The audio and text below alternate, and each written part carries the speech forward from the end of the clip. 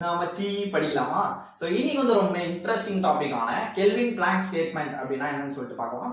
First இதோட statement என்னன்னு சொல்லிட்டு பார்த்தலாம். It is impossible to construct a heat engine that absorb heat from one reservoir and convert completely into a work. So இதுதான் இதோட statement.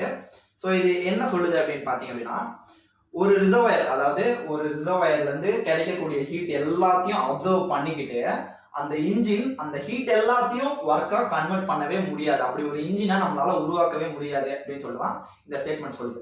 இது நம்ம டே டு டே லைஃப் எக்ஸாம்பிள்ஸ்ல நம்ம பார்க்கணும் அப்படின்னா, இப்போ காலையில நான் ஒரு காஃபி குடிக்கிறேன் அப்படின்னா, அந்த ஒரு காஃபி தான் எனக்கு வந்து அந்த ஹீட் அப்படின்னு வச்சுப்போம். ஸோ அந்த ஹீட்டுக்கு பதிலாக இது வந்து காஃபி.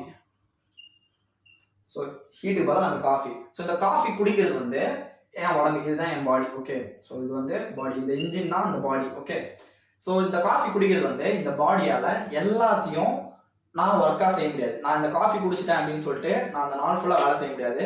ஸோ அந்த காஃபி ஒரு 100 ml அப்படின்னா அதில் 70 ml தான் எனக்கு அந்த வேலை செய்யறதுக்கு தெம்பு கொடுக்குமே தவிர மீதி 20 ml என்னோட டைஜஷனுக்கோ அல்லது வேஸ்டேஜாக தான் போகுது. ஸோ இதுதான் வந்துட்டு நம்ம கெல்வின் பிளாங்க் ஸ்டேட்மெண்ட்லயும் பார்க்குறோம்.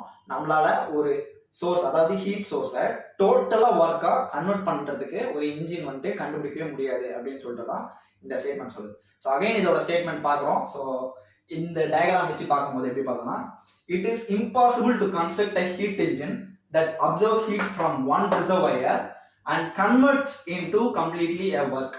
ஸோ இதுதான் இதோட டெஃபினேஷன். ஸோ அவ்வளோ. தேங்க்யூ.